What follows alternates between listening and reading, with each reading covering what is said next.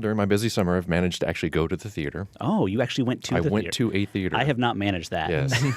Actually got to see This Is the End. Okay. On its sort of couple weeks out in release. The film, Seth Rogen and Evan Goldberg, friends, longtime friends, got together, made a little movie, got all their friends to come along.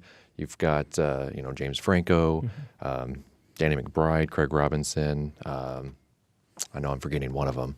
Jonah Hill, he's in it. Lots of other cameos, lots of celebrities, basically playing sort of caricatures of what sort of the public portrays them as, or basically how they feel like this, public sees them, that kind of thing. Basic story. Oh, Jay Baruchel. Yeah. He's in it too. Yeah.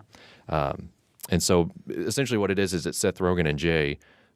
They play, really close friends. Jay comes in from, I'm assuming Canada, into town. He hates Los Angeles is sort of the idea, but he's going to come and stay with them, and then they're going to go to James Franco's new house to have like a housewarming party.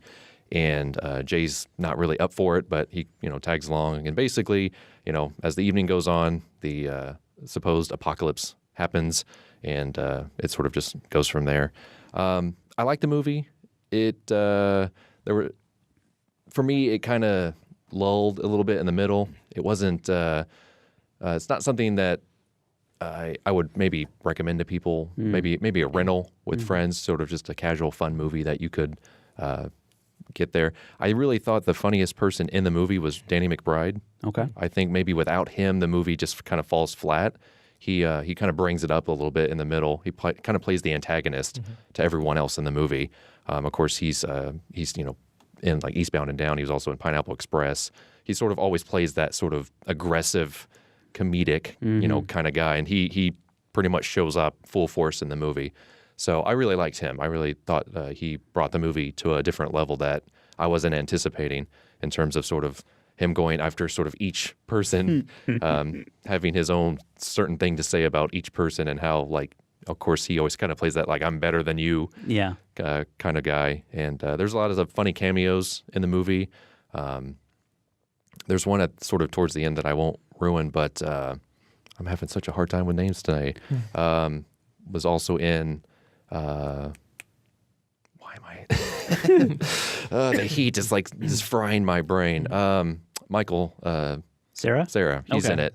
He goes above and beyond the call for what they wanted him for the movie. Yeah. So he has some really good stuff, especially towards the beginning of the movie. So, just sort of taking pot shots at each other is kind of what it feels like. Not sure how loose they were on the script and the story. Maybe they just kind of riffed off of each other. I'd be curious to know about that, maybe like a commentary behind the scenes kind of thing, to see how far they let them go their own directions. Like James Franco especially, I feel like he, his character kind of seems like it was playing off of everybody else. So it's almost like they, the real world, but the apocalypse. Okay. It's kind of how they play it. So I liked it. The more I think about it, I think the more I like it, but it's not something that I would probably revisit very often, unlike some of all the other movies they've done, like Superbad and Pineapple Express and stuff like that, stuff that you want to sort of keep rewatching because you're looking at things that are in the movie. This is just a pretty plain, simple story. I will say that the visual effects were pretty good. Yeah. I like them quite a bit, especially towards the end of the movie where, you start seeing more of the evil things in the actual world. I thought they did a pretty good job with those. So worth the rental, I think, is how I would recommend it. But that's really all. A Place for Film is recorded at WFIU Studios in Bloomington, Indiana.